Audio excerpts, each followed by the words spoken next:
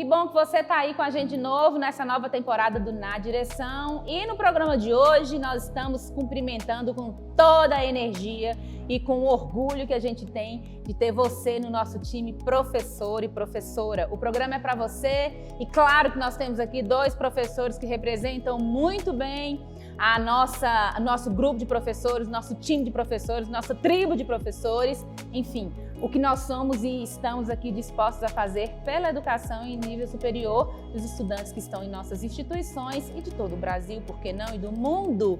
Com vocês hoje aqui ao meu lado, a professora Flávia Durães e o professor Lucas Mendes. Uma salva de palmas. Feliz deles estarem aqui. Muito obrigada por vocês terem aceitado o convite. Fico muito feliz que vocês tenham aqui, estejam dividindo com a gente o Na Direção, que hoje também está num formato novo. Para você que acabou de entrar, se inscreva no canal, vai lá, dá um clique no joinha, curte a gente e clica no sininho que toda vez que tiver programa novo, você vai ser avisada ou avisado. Estou melhorando a minha linguagem, estão vendo?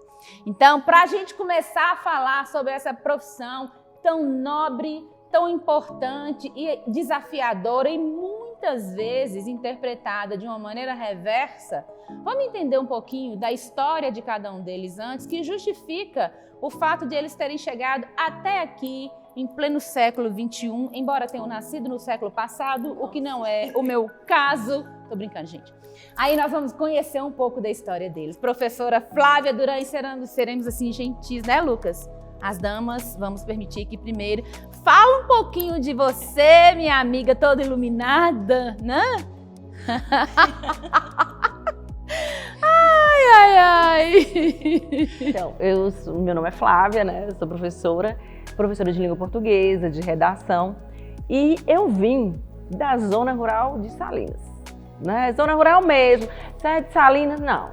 Nasci lá, né, porque é no hospital, mas sou da zona rural, morei na zona rural, fiz ensino fundamental lá, mas moro em Montes Claros há mais de 25 anos. Quando você, então, veio para Montes Claros, você veio para fazer faculdade, para trabalhar? Vim para fazer faculdade. Eu fiz o ensino médio técnico em agropecuária. Ah, era do meu time, técnico, tudo de bom. Técnica agropecuária. Ah, do seu time.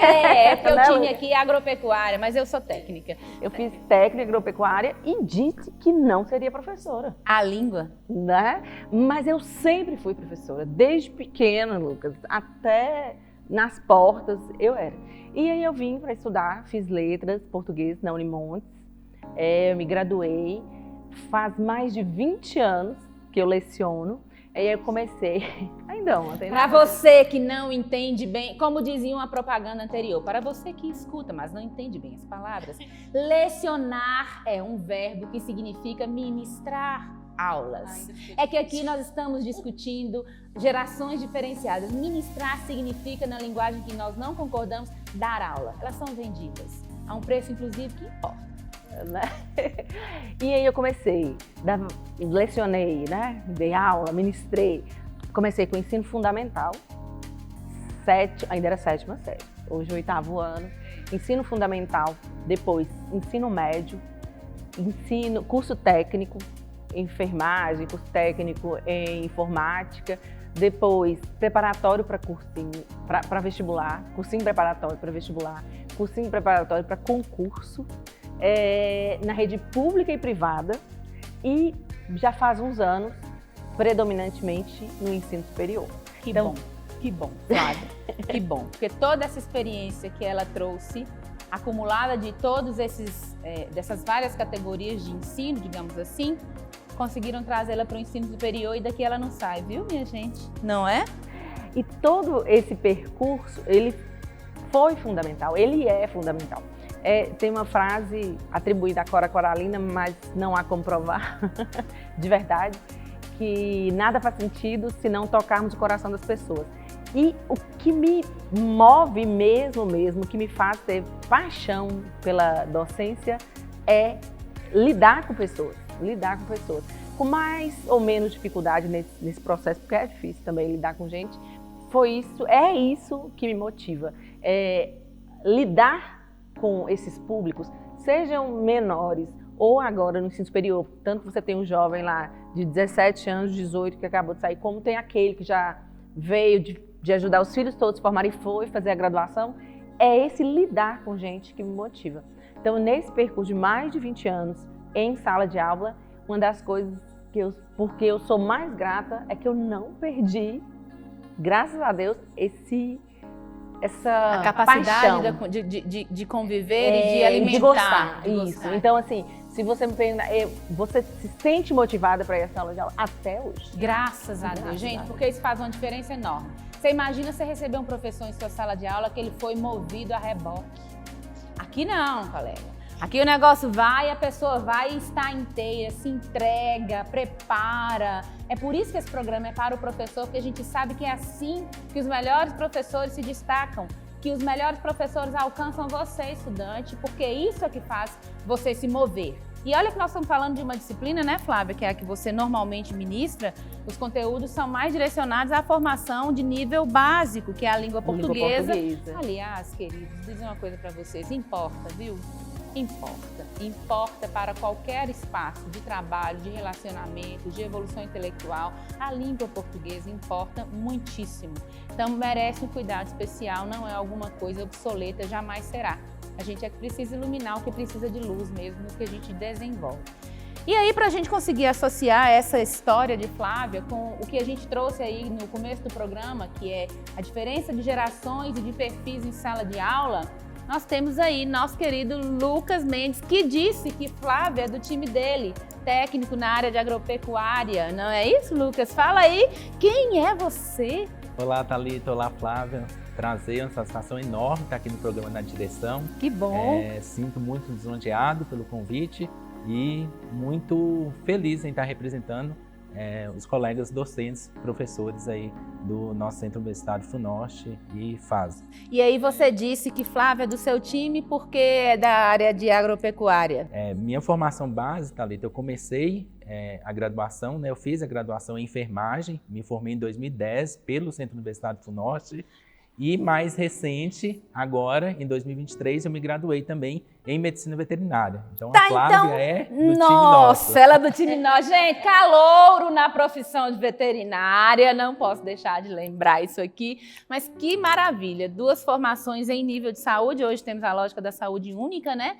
A questão humana, animal e, óbvio, né? Toda a integração do processo da natureza, do processo que não dá para negar que a humanidade está completamente relacionada em todos os aspectos. É uma formação mais técnica e o que mais você fez para te trazer até a condição de ser professor? Você foi professor desde a sua primeira formação de enfermagem? Isso, apesar de ser 2 cursos bacharéis, né, Thalita e Flávia, foram 2 cursos que me preparou muito para o mercado de trabalho. E aí eu não posso deixar de falar na qualidade do curso da FUNORTE.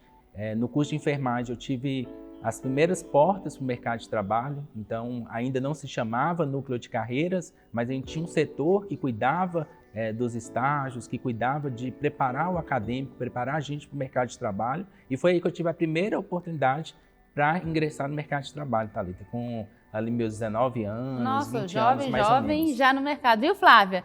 Olha para você ver. Eu costumo falar que eu fui muito privilegiado, que eu já entrei com um pé muito direito no mercado de trabalho. Então, meu primeiro emprego, meu primeiro estágio foi numa multinacional. Então, isso fez diferença demais na formação. Olha só, por favor, Lucas, me permita. É isso que eu gostaria muito que você percebesse no programa. As diferenças de origem que trazem as pessoas em níveis de qualidade equiparados através de trajetórias diferentes, o que é possível para todo mundo. Veja hoje o nível da professora Flávia Durães, que já teve assim, centenas de estudantes por suas mãos. Eu não quis falar milhares, Flávia, mas é muito provável que seja, e revelar né? um segredo, foi minha professora no ensino médio. Não foi marmelada, não preparamos isso, mas esse volume todo no Estrada, e aí de repente, um colega que está com ela, já foi estudante e agora divide aí esse espaço, tem uma experiência completamente diferente e os 2 são ovacionados como professores nas turmas por onde passam. Isso é massa. E é muito prazeroso pra gente saber assim, eu passei pela vida dele, o mérito é dele, mas eu passei pela vida dele. Tem um pouquinho de mim. Um colega também é gratificante, viu, Flávia? Você não tem noção. E aí, continuando, Thalita, eu entrei numa multinacional, que é a Nestlé. Lá eu fiquei 2 anos no programa de estágio e depois eu fui efetivado, fui contratado e permaneci por mais 4 anos.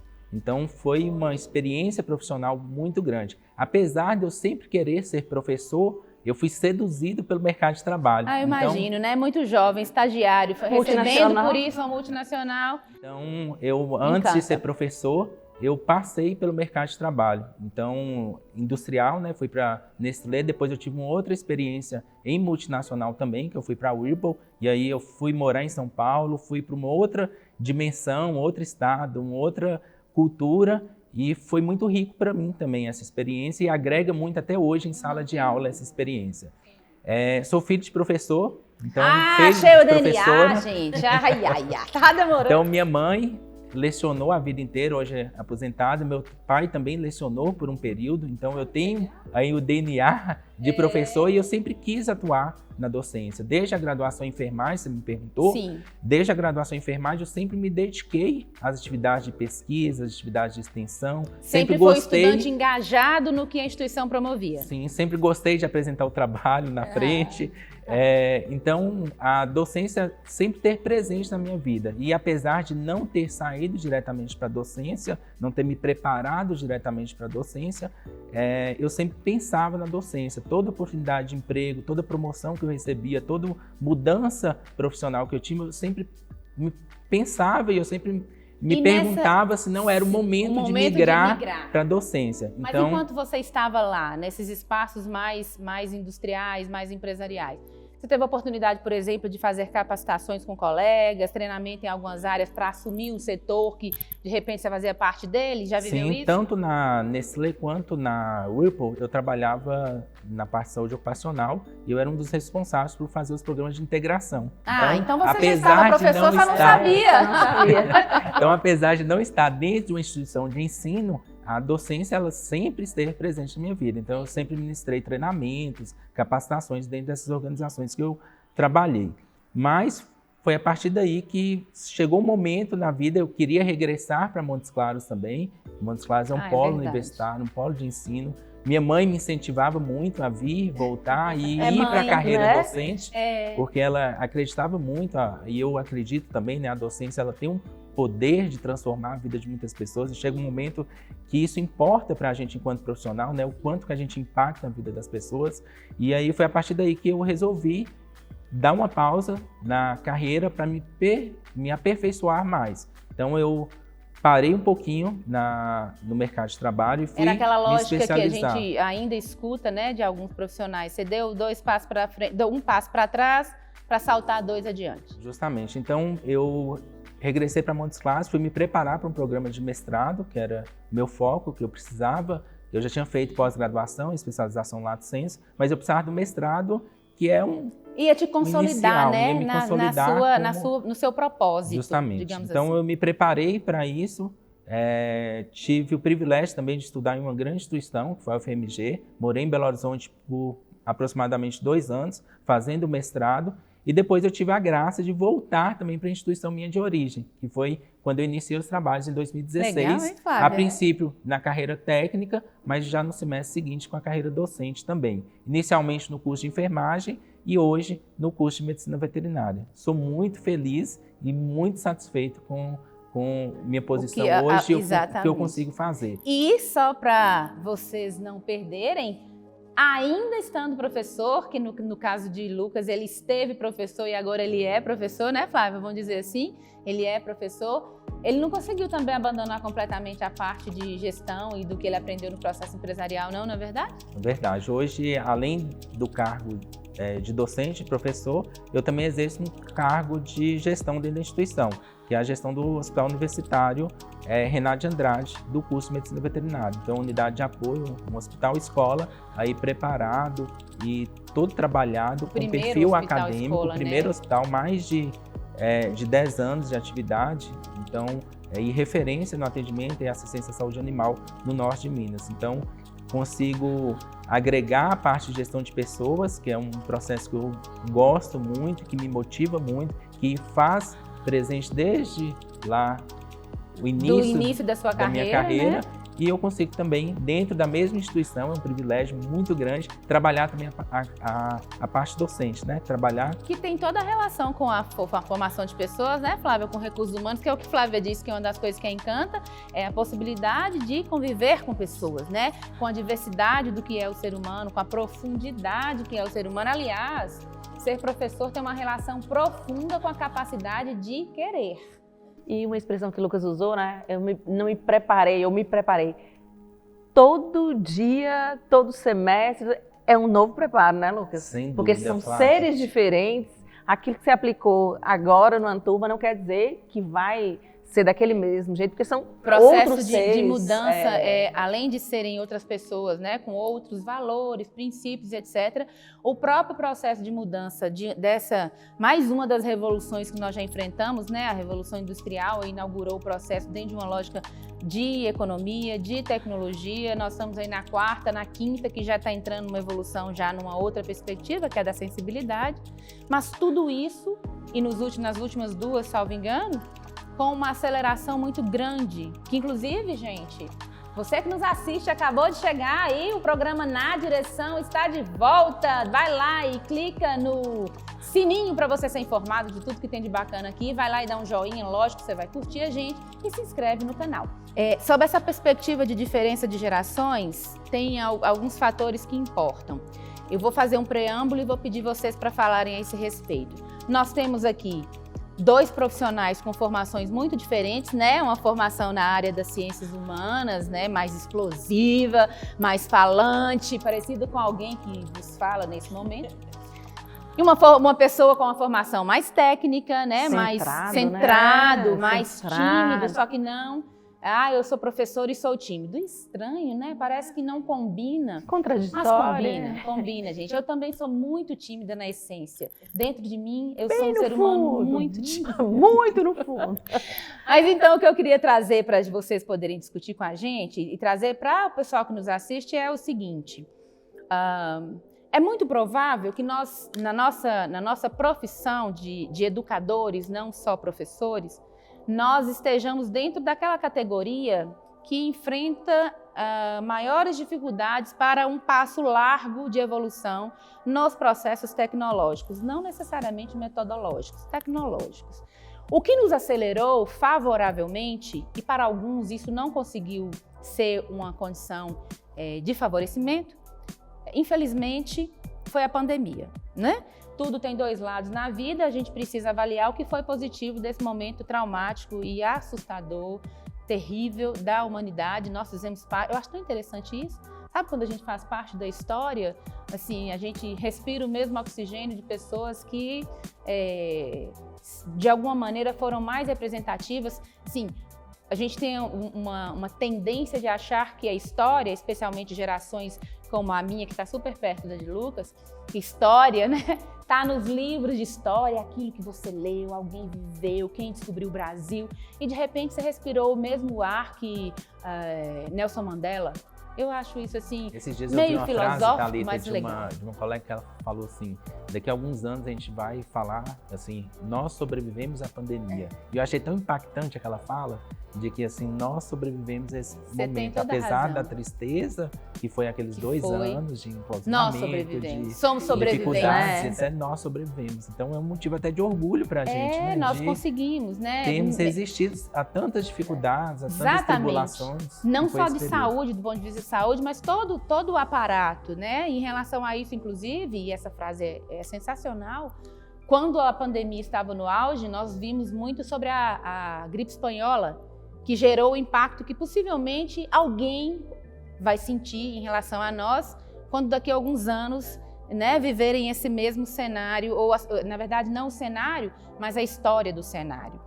E aí nessa proposta, a gente tem evoluções tecnológicas que vieram ao encontro, na verdade vieram de encontro, né, Flávia? Língua portuguesa, gente, eu tenho que ser muito cuidadosa aqui nesse momento.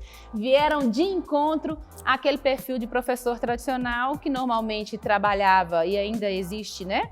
Com a mesma prova, vários semestres, a mesma metodologia de ensino, mesmas atividades.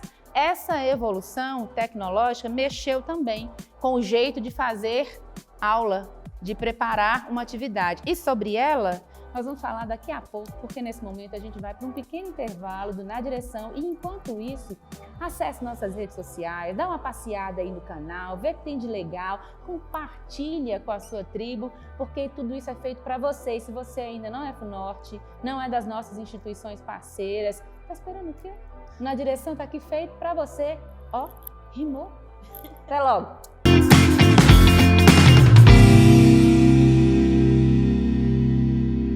Olá pessoal, você conhece a TV FUNORTE? A TV FUNORTE é o canal educativo do Centro Universitário FUNORTE e que tem uma programação produzida por nossa comunidade acadêmica, os alunos e os professores. A TV FUNORTE integra a rede de canais universitários do Brasil, que tem como objetivo levar informação, conhecimento, cultura, inovação, ciência, tecnologia e muita interação até você. A TV FUNORTE está no ar 24 horas por dia, pela sintonia da NET Claro TV, canal 12, e também pelo YouTube. Acesse nossas redes sociais, TV FUNORTE.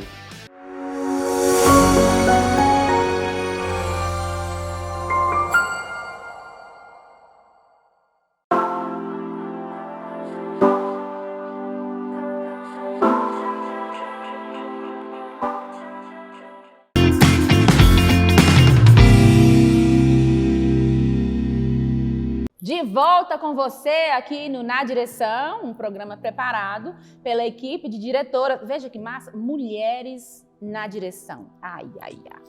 É claro, gente, que eu não posso perder a oportunidade, mas é claro, senhores, que vocês são muito importantes para o nosso trabalho de gestores, de liderança, de atividades profissionais, acadêmicas, claro. Mas a gente também não pode perder a oportunidade, né, colega? Bem-vindos e bem-vindas de volta. A gente vai retomar esse bloco com a pergunta anterior, com a discussão anterior, na verdade. A gente estava falando sobre os impactos da pandemia na nossa profissão de professores, né? E como que isso trouxe para alguns oportunidade, para outros desespero pleno, para outros, como eu ouvi hoje num vídeo, uma marolinha ou um tsunami. Vai depender de como foi encarado por cada um, porque a docência dentro de uma sala de aula, ela se comporta de uma maneira, numa atividade prática, num hospital, por exemplo, ou num campo de estágio, ela se comporta de outra forma, mas essencialmente a preparação para essa atividade, para ser um processo de encantamento, é óbvio, gente. Se eu vou numa palestra de fulaninho porque ele é bom, eu quero um professor também que seja bom. Mas mexeu com a gente, né? E aí, dentro dessa lógica, de novo, retomando a essência do programa, como que as gerações diferentes de professores, com trajetórias também diferentes, podem perfeitamente caminhar juntas. E aí eu vou começar com você, Flávia, trazendo o seguinte: quando professora, tem uma colega nossa de trabalho, inclusive, que na pandemia eu achei super interessante. Ao invés dela dar aula sentada, eu percebi numa das aulas que eu assisti dela que ela estava aula de pé. Ela colocou o telefone numa altura em que ela podia continuar caminhando naquele espaço da casa dela, porque aquilo para ela era muito importante na condição de professora. E sentar e ficar olhando para a tela não combinava com ela. Foi uma das alternativas que ela achou para se encaixar melhor. Quando você, uma professora que vem de uma estrada lá desde a infância com a educação, passando pelos adolescentes, pegando uma juventude que se preparava e hoje isso está de volta, né, em processos de vestibular e cursinhos para concursos. Como é que você se sentiu ao ser desafiada daquela maneira? Você levou um susto e o susto te moveu ou você paralisou? Eu sou muito assim, Thalita. Há coisas que precisam ser feitas. E eu penso muito assim, do outro lado, eu tenho um aluno. E se eu não fizer, o que vai acontecer com esse aluno? E outra coisa, nem gosto muito da palavra aluno, tenho um estudante. E eu tenho em casa dois adolescentes autistas. Sim. E eu pensava, primeiro, é fato, é o meio que nós, ainda privilegiadamente, temos de fornecer. Lembrança, nós privilegiadamente temos de fornecer esse contato, de tentar manter minimamente, né, esse encontro. Primeiro, para mim foi muito desafiador, porque eu gosto de gente.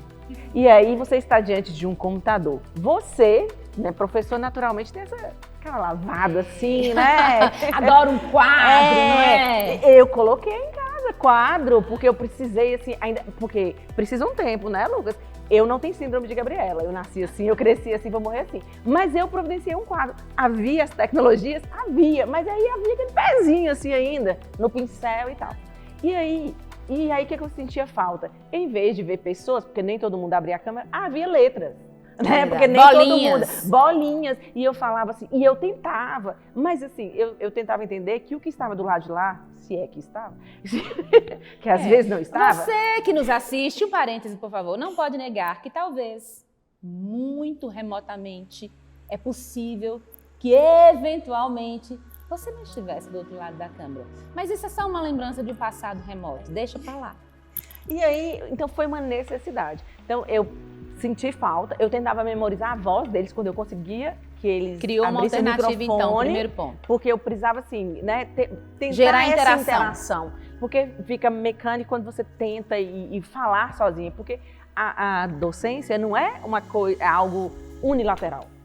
Ela é interativa. Então, porque quando você redireciona a sua aula, bom, esse pessoal, ele veio com uma ideia diferente, ou não, eu pensei assim, mas como João Guimarães Rosa fala, e esse eu posso provar, mestre não é quem sempre ensina, mas quem de repente aprende. E eu sempre falo com os meus estudantes, e eu falo meus, né, gente? Ela toma posse, né? O professor tem essa característica, ele toma posse. Eu falo assim, gente, eu aprendo muito mais que ensino. E não é conversinha, é fato, tem né? Tem cara de clichê, não tem? Mas não é verdade. Gente, quando você se envolve, você descobre que é uma realidade. Não há como, é impossível você lidar com gente e ser sempre a mesma. É impossível. E deixa eu te fazer uma pergunta, Flávia, antes de passar isso para Lucas, que pode, claro, também participar aqui com a gente. Ainda na perspectiva de ter que assumir a tecnologia, né? Uma das coisas que professores, especialmente, eu diria, mais conservadores, têm alguma dificuldade ainda, é com o movimento em sala de aula que não seja direcionado para ele. E o celular faz isso hoje, né? Ele é muito mais interessante do que eu, do que você, meu irmão. Nós vamos ter que assumir isso. E hoje, né, pós-pandemia, a gente tem que lidar com isso e utilizar-se do que ele pode oferecer para a sala. Acho que o Lucas vai poder falar isso para nós. Mas teve um fator que eu queria só bem rapidinho que você dissesse assim, que eu achava muito interessante da docência na pandemia, que era a família toda a seu dispor. Como é que era, porque você entrou na casa da pessoa, a família, a avó, o menino, barulho de panela, a campainha tocou, o cachorro latiu, a família estava lá dentro. Você teve alguma experiência interessante? Demais. Professora, minha mãe está aqui do lado, ela achou interessante isso que você falou. Do mesmo jeito, gente, é um desafio porque você era exposto. Uma coisa é você na sala de aula, outra coisa é você estar lá. Seu filho também estava, gente. É claro. Porque você, né? Estava em casa também. Ele estava em casa também. Ele também estava afastado da sala de aula. Então, era uma exposição. E alguns colegas tiveram muita dificuldade de fazer, mas eu não vou abrir minha câmera, mas eu não vou me expor. Gente, era uma situação de exceção. Era uma situação excepcional, foi uma entrega. E uma necessidade para construir mais engajamento. Isso, e para adquirir esse vínculo. Havia o outro do lado de lá, né? Às vezes você estava ouvindo alguém, não, minha avó disse que vai assistir com você, não sei o quê. Havia esses, mas por mais difícil e triste, né, aquele momento que nós vivemos em questão de vidas da humanidade, mas foi um desafio e uma certeza. Não adianta querer falar assim, quando acabar e eu voltar, gente, e eu ouvia colegas assim, vai acabar e vai voltar. Eu falei, gente, não há como você fazer um acadêmico, um estudante que ele teve acesso a tudo isso aqui, ele teve uma mudança. Não há como você querer que volte. E houve coisas positivas. Sim, sem dúvida. Não precisava ser só. Ele teve acesso, em vez de você procurar um texto lá da área de português para ele ler, ele tem vídeos, ele teve tudo aquilo em tempo muito real. E houve coisas positivas que você precisa adaptar aquilo para sua aula depois. E é igual você falou, são pessoas. E eu não posso levar como professora para pessoal e falar assim, ele não gosta de mim. Não é isso. Eu preciso sim me adaptar. A música, o Traje a Rigor, não vou me adaptar. Vai se adaptar. Precisa, porque nós temos pessoas, são situações atípicas e algumas dessas situações mostraram para o nosso estudante que é mais interessante. Por que eu vou querer voltar para uma sala de aula e fazer sempre igual, do mesmo jeito? Eu preciso, não importa se eu sou de uma outra geração, eu preciso entender o que aquele estudante, ele precisa, é uma demanda dele. O foco aqui não sou eu. Exatamente. Não Como, é só- inclusive, é uma lembrança que a gente tem que fazer, que é mais um salto, né? A gente saltou do tablado do professor, que foi Superior, eliminado, né? superior, eu sei. Você sabia. Aliás, eu nem sei se sabia Sabia, em muitas é. situações. A gente tem essa dificuldade. A biblioteca, que, aliás, isso não deve acabar não, porque a gente tem que aprender a ler para poder falar melhor. Mas era a Barça, hoje num clique, né? Hoje você, para circular, usava mapas, hoje o GPS te leva a qualquer lugar. E dentro dessa condição, Flávia, que você fala de se adaptar, tem um ponto que eu gostaria que o Lucas falasse pra gente, que eu tenho certeza que contribuiu muito com você. E mudou a sua perspectiva, porque veja bem, você começou a dizer que eu pus um quadro e eu segui ainda com o pincel. Mas já tinha sala Google, tinha Google Drive, tinha o Formulário. e-mail, tinha as apresentações que eu podia fazer, mas foi processo, não é da noite pro dia. Eu tenho que processar a mudança. Há uma das atividades que você também tem, Lucas, além da docência e das atividades técnicas, é coordenar um núcleo nosso de tecnologia em metodologias educacionais, em tecnologias educacionais também. E a instituição, sem querer querendo, né? Estou lá em Chaves, enfim, não propositadamente, mas de uma maneira, de uma forma assim, abençoada, eu diria, teve um projeto que antecedeu a pandemia que nos salvou de uma condição talvez muito caótica, não é verdade? É verdade, Thalita. E é uma condição que, inclusive, enche a gente de orgulho também, porque a gente conseguiu otimizar muitos processos por já ter uma estrutura planejada, preparada e uma equipe altamente treinada para o desenvolvimento dessas atividades. Então, foi, apesar do momento, mais uma vez repetindo, a gente foi muito feliz em nesse aspecto, preparado, né, para essa condição. Eu sempre fui antenado, eu sempre gostei da tecnologia, sempre gostei da informática. Isso vem desde a minha infância, né? E as experiências também que você teve, muito, né? Então, tudo que eu consigo otimizar o tempo, eu acho que o tempo é uma das coisas mais nobres que a gente tem. Então, o nosso tudo próximo que a gente na direção, consegue... gente, nós vamos falar de gestão de tempo com o Lucas Mendes. Pelo amor de Deus, eu vou precisar.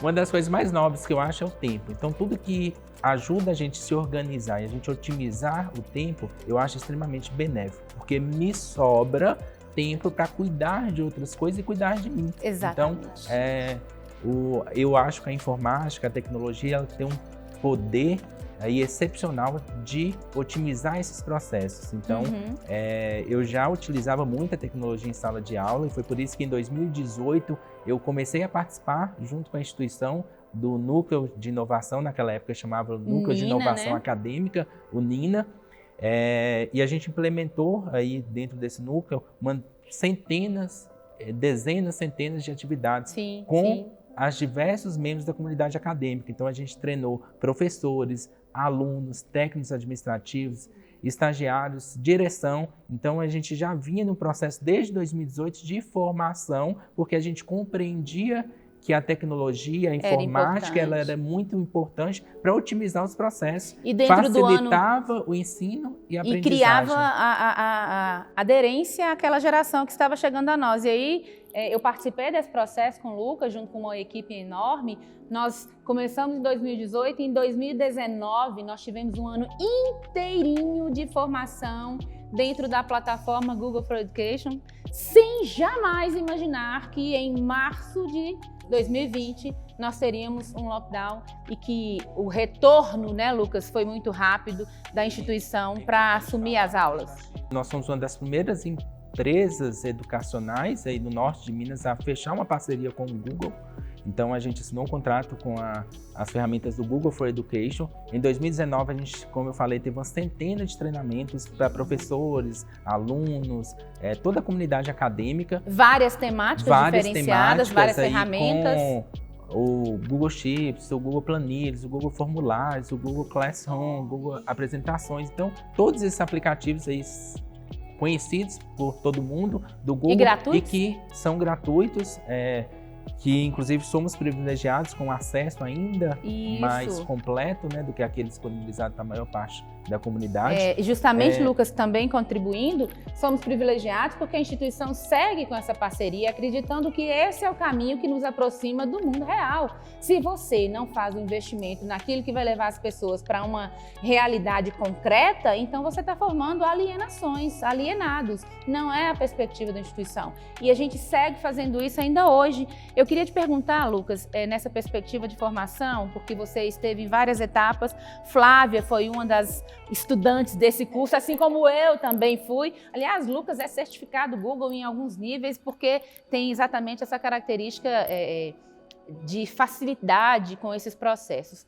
Quando os treinamentos começaram a acontecer, houve uma adesão com muita facilidade ou a equipe percebeu alguma resistência dos professores, que não se imaginava jamais da utilidade que isso teria imediatamente, né? Aquilo era uma cereja do bolo. Mas você observou dificuldade, resistência, medo, desespero? Não é para mim, não é comigo. Thalita, todo processo de mudança ele gera uma resistência. Então não vou falar com você que a gente começou a fazer as oficinas, os treinamentos e teve um 100% de adesão. Flávia estava lá. Foi. Então, tinha gente que não acreditava no projeto, tinha gente que tinha mais limitações, então não sabia o básico da informática para conseguir operacionalizar aquilo. Então, a gente teve diversas dificuldades no processo. Então, foi natural ter algumas resistências. Tinha professor que falava que eu nunca vou dar aula de forma remota. A gente ouviu várias vezes o professor falando, eu nunca vou para frente de uma câmera dar uma aula. Meu material é disponibilizado de forma só xerox, só fotocópia. Boa lembrança, material de xerox. Eu não disponibilizo material por e-mail. É meu. Aposto que... Então, desculpa, Lucas. Tranquilo, pode continuar. Eu falo assim, é porque a maioria, principalmente da geração anterior igual a mim, muitos colegas veem como uma disputa. Se eu fizer isso, eu estou perdendo. Ele não consegue enxergar a tecnologia como parceira. Porque eu tenho que entender o seguinte, o problema não é a inteligência artificial, o problema não é a tecnologia, é perder a humanidade. Então o problema, então a partir do momento, você não pode perder a humanidade. A partir do momento que você entende que aquilo é parceiro, como que eu quero atrair o meu acadêmico, o meu estudante lá de 15, 16, com a minha pastinha de xerox, se ele abre o celular... E aí, Thalita, só uma consideração... Contribuindo com isso? Contribuindo para isso. Quando a gente teve o start de que era muito mais fácil eu conseguir o apoio, o engajamento do professor, sensibilizar ele da importância do que propriamente treinar ele para a ferramenta, foi que a gente conseguiu uma adesão maior. Então, treinar o professor na ferramenta, ele saber usar aquele processo é muito mais fácil do que eu conseguir engajar, do que eu conseguir sensibilizar da importância que esses processos têm dentro do processo de ensino-aprendizagem como um todo. A educação mudou e o processo de ensino-aprendizagem também mudou. E o estudante também mudou, não é? Eu acho que um ponto que vale a gente salientar aqui, para você que chegou, olha na direção, nova temporada, não desista de nós e traga os temas que você quer que a gente discuta aqui. Trazendo sobre a perspectiva do aluno, um ponto que também seria importante você trazer, Lucas, e Flávia já começou a falar sobre isso, pode também contribuir, é o impacto desse treinamento que também foi dado aos estudantes, que, aliás, nós tivemos parte desses alunos treinados e certificados para, na linguagem deles mesmos, fazerem a reprodução disso com estudantes e com professores. Foi muito mais fácil, não foi? E eu diria que uma das questões envolve exatamente a permissão, a disposição de enfrentar. Isso é natural, viu, gente? Isso não é um problema. Isso é uma característica da evolução do ser humano, da humanidade. Enfrentamentos diferentes para problemas diferentes, ou até para problemas iguais. Alguns têm mais resistência, outros mais resiliência. A gente vai rompendo em fé, é assim que se sobrevive. Então, quando o estudante, naquela mesma ferramenta, era treinado, o nível de engajamento era maior pelas características óbvias daquele grupo, em sua maioria, obviamente, como Flávia disse. Não tinha todo mundo com 17, 18, 20 anos, mas a maioria ainda era dessa faixa etária, não é verdade? A comunidade acadêmica, do ponto de vista dos discentes, dos alunos, eles tiveram um processo muito mais fácil, até por questões de convívio Menos mesmo. traumático, menos né? traumático. É o aluno que chega hoje na universidade, que chega hoje na faculdade, ele já tem um contato com essas ferramentas previamente, lá do ensino médio, do ensino fundamental, de sua vida mesmo. Então, essas ferramentas já estão presentes no nosso smartphone, nos nossos equipamentos dentro de casa. Hoje é então, muito mais fácil, né? Hoje você chama Alexa, me acorda tal hora. De repente, eis que surge um som no seu quarto. E esse processo foi super positivo também, porque esse aluno ele também contribuiu para o processo. Ele estimulava o professor também e ele desafiava o professor a saber, a querer mais, a implementar aquela ferramenta também. Eu cansei, confiar, talvez tive, também, né? Ter mais confiança de que ele seria capaz. Uhum. Ó, que eu sou bastante atenado, eu já utilizava muitos aplicativos nas Vida minhas aulas, na minha vida né? pessoal e etc. Eu tive diversas vezes que o aluno, durante o Meet lá, durante a aula, ele falava, professor, por que você não usa isso? Professor, por que você não faz aquilo? Já dando exemplos e estimulando a gente no uso dessas ferramentas. Que eu penso que é um ponto que a gente deve chamar a atenção. É essa possibilidade de interação, amadurecida, inclusive, até descolada, que a gente conseguiu ganhar com esse novo modelo de trabalhar, né? Eu, como Flávia disse, eu não posso, usando uma expressão bem sertaneja, minha gente, eu não posso pôr o pé no barranco e falar, não vou mudar, eu não aceito, o domínio é meu.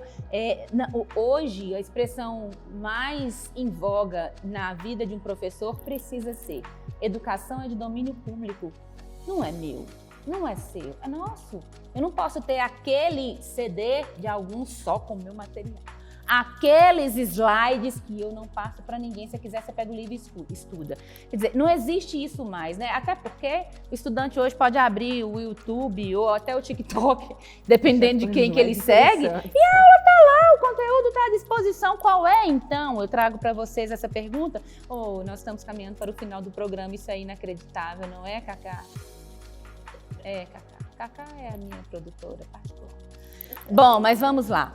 Qual seria, então, diante desse cenário que a gente está discutindo aqui, se vocês pudessem dizer um grande benefício que esse novo jeito de trabalhar, aproximando gerações, aproximando processos tecnológicos de processos metodológicos em sala de aula, desafiando a zona de conforto de um professor, que ele não deva ter, merecendo esse conforto. Mas dentro de um cenário desse, eu preciso me mover, né? A regra é movimente-se. Ou então, você não consegue fazer a promoção de novas sintaxes aí, neurais, etc.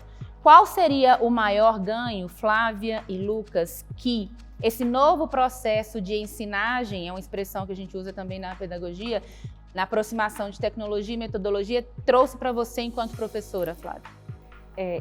Primeiro eu queria fazer uma ressalva, o seguinte: o professor, às vezes, com todo respeito ao colega que às vezes tem um receio, é porque a ideia é assim, eu estou sendo julgada, né?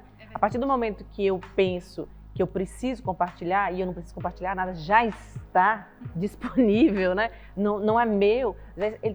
Nós, professores, precisamos entender o seguinte: é um processo, como nós já falamos várias vezes, e não é um processo de julgamento do professor. Gente, são mudanças necessárias. E a partir do momento que eu entendo que o meu estudante, eu não gosto da palavra aluno, porque aluno dizem que é ausência de luz, aí vem o professor para botar várias luz. Vertentes. Mas não, esquece. Então o meu estudante, é um processo que eu sou um direcionador.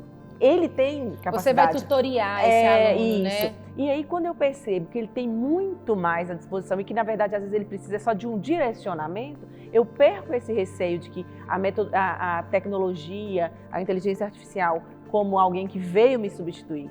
Porque, na verdade, é um auxílio. Então, eu amplio esse horizonte. O meu papel como professor é ampliar esse horizonte para o menino, mostrar para ele, ou direcionar quando precisar, ou reconduzir quando precisar. Então, eu, Flávia, vejo como avanço. A tecnologia e essas novas formas, elas vêm para auxiliar. Porque, às vezes, eu, professora também, não dou conta de abarcar tudo com aquelas especificidades. E aí nós falamos eu falei que tenho filhos com autismo, com diversas especificidades de aprendizagem. É claro, não né? só São de as deficiência, particularidades de cada pessoa, de cada cada um estudante. aprende de um jeito. Vai ver, ele não vai aprender na sala comigo falando. Mas se eu direcionar para ele qual é o conteúdo, ele mesmo consegue, ó, naquele Você vídeo, tem um naquele link, negócio. você tem um vídeo, você tem ali uma isso. página, você tem um perfil, você tem Então, eu não centro esse conhecimento em mim. Eu mostro para ele que existem diversas outras ferramentas à disposição e que ele pode sim, e que ele é capaz sim, e que eu vou ser uma mediadora. Ele é o centro. Ele É uma o centro. mediadora apenas. Estou acessível, mas eu vejo como muito positivo. É enriquecedor. Nós temos conhecimento e acontecimentos que nós temos acesso praticamente em tempo real, né, Lucas?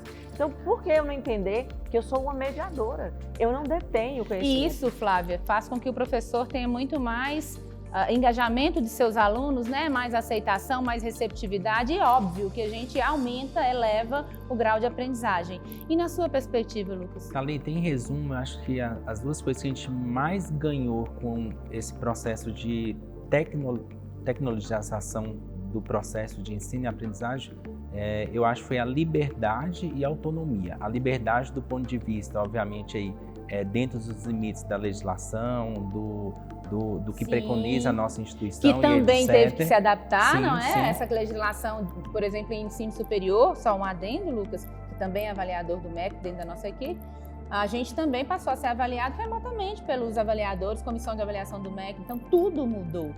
Por favor. Do ponto de vista de liberdade, que eu não preciso estar ali dentro daquele quadrado, dentro daquele espaço para mim aprender, para eu aprender. Então, eu consigo aprender de casa, eu consigo aprender do espaço de convivência da minha instituição, eu consigo aprender da biblioteca, eu consigo aprender... Se você for estimulado a fazer até corretamente... do refeitório. Até então, no refeitório. Eu não preciso estar mais naquele ambiente ali para gerar conhecimento, né? para aprender e etc. E a autonomia, do ponto de vista de que o aluno também e o próprio professor, ele não precisa estar ali sentado numa cadeira e ouvir a informação. Ele pode ir atrás da informação, ele pode pesquisar, ele pode acessar uma plataforma. Ele pode gerar um questionamento, ele pode dizer, será que, né, não tá, de repente, uma crítica que possa levar a uma outra reflexão. Muito bom. Então, o aluno ele pode aprender muito mais do que o professor ensina e sem ter o engessamento, sem ter o engessamento de estar ali sentado naquela cadeira para aprender. Então, eu acho que os dois pontos que mais me chamam a atenção dentro de todo esse processo é a liberdade e a autonomia do aluno e do professor também, que a gente também aprende durante esse processo. E aí, Thalita, só uma consideração, eu trabalho uma disciplina que é um dos diferenciais da grade nossa também, que são os projetos integradores. Eu trabalho um projeto que é empreendedorismo, inovação e criatividade. E que é uma matéria que eu falo com meus colegas, eu compartilho lá na sala dos professores. Toda semana eu aprendo com essa disciplina.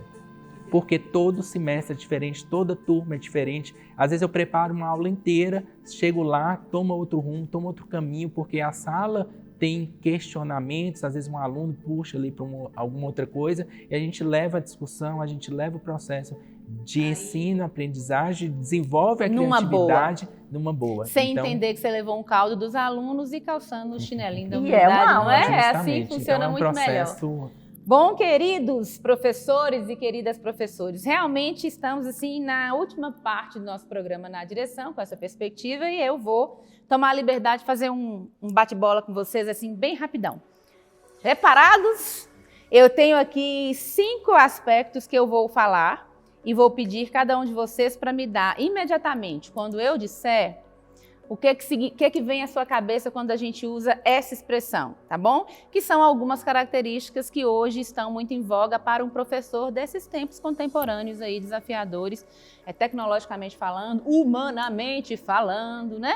Então são aspectos importantes. E aí a primeira expressão, e aí eu começo com você, Flávia? Você quer passar a vez para Lucas? Né?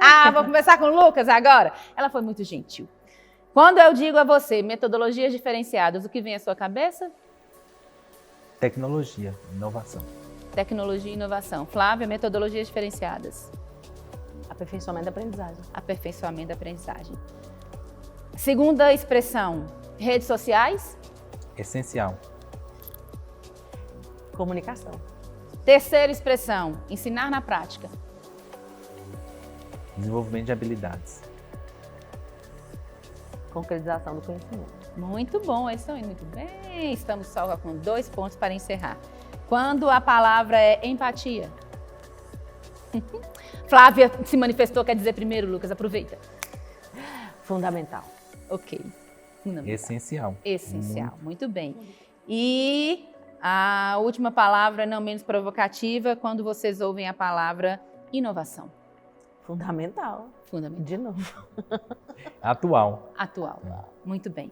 Encerrando, de fato, Na Direção, é um programa pensado e preparado especialmente para você, professor, entender como a gente tem você num valor imensurável, eu já disse isso, como você importa para essa instituição. Eu quero convidar os nossos convidados a deixarem para você, professora e professor, uma mensagem, um afago, uma fala que possa te alcançar dentro da perspectiva que nós trouxemos aqui, tanto de diferenças geracionais, tecnológicas, metodológicas, enfim, do desafio de ser professor num cenário tão diverso, no século XXI, que nem nos melhores sonhos de Nostradamus ele imaginou que isso poderia acontecer. Por favor, podemos conversar com você, Flávia? Gente, colegas, como eu disse, eu sou apaixonada pela docência. E aí talvez você veja esses tempos, novos perfis de nossos estudantes. Não veja isso como se você fosse substituível. Nós não somos, a nossa humanidade só nós temos. Cada indivíduo, cada pessoa daquela que passa por nós, ele observa o nosso sorriso, o nosso empenho, o nosso cuidado e dedicação com aquele ser humano. Não veja as tecnologias ou os aperfeiçoamentos como substitutos. São parceiros. Nós somos, sim, insubstituíveis. Muito obrigada, Flávia. Muito obrigada. E agora, Lucas, por favor, volta na tela. Caro professor, colega, desenvolvemos uma missão muito nobre e muito importante para a comunidade, para o mundo. Antes de mais nada, eu queria parabenizar todos os colegas por assumir e se posicionar como professor. É uma missão e é uma atividade que enobrece muito a gente e eu tenho certeza que você tem muito orgulho de ser professor. Conforme a Flávia falou, que as tecnologias possam ser aí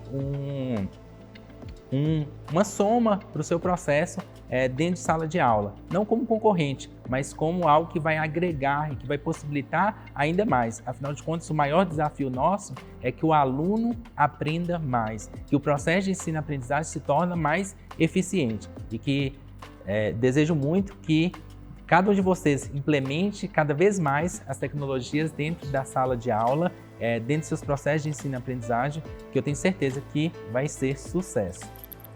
Muito bem, gente, eu fico emocionada, sabia? Fico emocionada e fico muito orgulhosa porque a minha natureza, assim como a dos nossos colegas aqui que estão representando vocês, meus colegas também, é de ser professora. Eu me lembro que na educação fundamental, uma pergunta feita pela minha professora sobre profissões, o que vocês querem ser na vida? E eu respondi, ser professora. E ela foi lá e bateu na minha cabeça e falou assim, fala outra coisa, menina. Aí eu repeti, eu quero ser professora. Então, eu acredito que essa é a profissão de uma nobreza incrível. Todo mundo pode ser professor e que você seja o melhor que você puder entregar para a profissão, para a pessoa, para o ser humano. Por fim, hoje não foi combinado, Flávia falou um pouco de João Guimarães Rosa, mas a gente também encerra esse programa com essa frase sobre a condição do ser humano que está sob nossas mãos, sob nossa responsabilidade. Assim como às vezes a gente imagina que um cirurgião pode fazer um procedimento que dê certo ou não, eu, professora, também posso fazer a mesma coisa, sabia? Eu posso permitir que alguém cresça ou morra, ou vai embotar-se, né, Flávia? Ou vai ter traumas, como... Olha para trás, o professor que você mais gostou em sua história, seja como ele, melhor que ele, porque o discípulo tem que ser melhor que o mestre. Enfim, segundo João, em Grande Sertão Veredas, o mais importante e bonito do mundo é isso, que as pessoas não estão sempre iguais, ainda não foram terminadas, mas que elas vão sempre mudando. Que seja assim a nossa vida, a nossa estrada. Professor e professora, parabéns. Até o próximo Na Direção, com orgulho imenso de estar ao seu lado. Até logo.